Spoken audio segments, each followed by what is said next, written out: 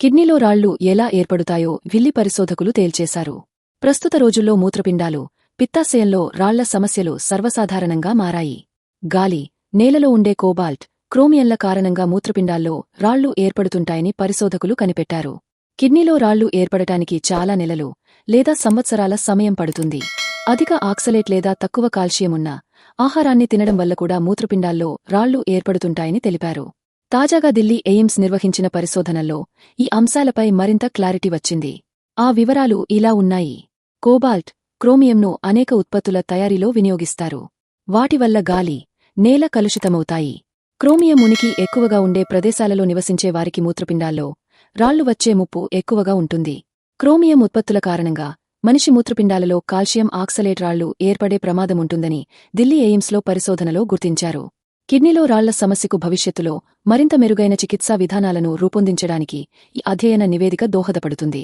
గాలి, నేలలో cobalt, chromium లాంటి కాలుష్య కారకాలు ఉన్న ప్రదేశాల కోసం ప్రత్యేక వ్యూహాలను రూపొందించడంలో ఈ రీసెర్చ్ రిపోర్ట్లోని సమాచారం సహాయపడుతుంది. ఇటీవలే ఢిల్లీ ఎయిమ్స్ వ్యవస్థాపక దినోత్సవం సందర్భంగా పరిశోధకులు ఈ అధ్యయన నివేదికను విడుదల చేశారు. అధ్యయనంలో భాగంగా మూత్రపిండాల్లో రాళ్లు ఉన్న పలువురు రోగుల నుంచి రక్తం, మూత్రం, కిడ్నీ రాళ్ల శాంపిల్స్ను సేకరించారు. ఆయా రోగుల రక్తం, మూత్రం, కిడ్నీ రాళ్లలో ఏ మూలకాలు ఎంత మోతాదులో ఉన్నాయనేది పరిశోధకులు పోల్చి చూశారు. కిడ్నీలో రాళ్లు కలిగిన వారి నుంచి ఈ 3 రకాల సమాచారాన్ని ఏకకాలంలో సేకరించి రీసెర్చ్ చేయడం ఇదే తొలిసారని సైంటిస్టులు తెలిపారు. దీనివల్ల కిడ్నీలో రాళ్లు ఏర్పడటానికి దారితీసిన ప్రధాన కారకాన్ని గుర్తించే వీలుంటుందని పేర్కొన్నారు.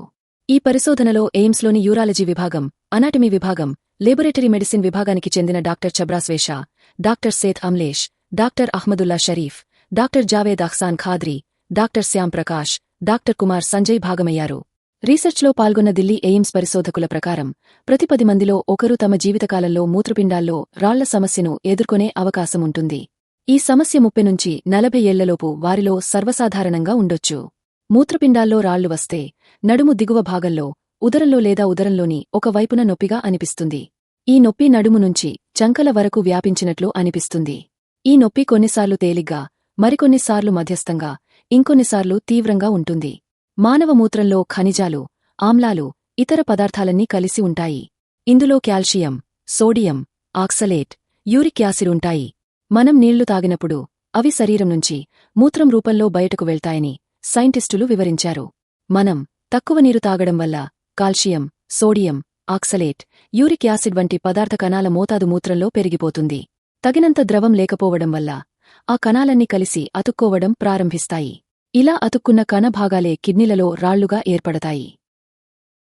తాజా సమాచారం కోసం లైక్ చేయండి. ఛానల్ను సబ్స్క్రైబ్ చేయండి.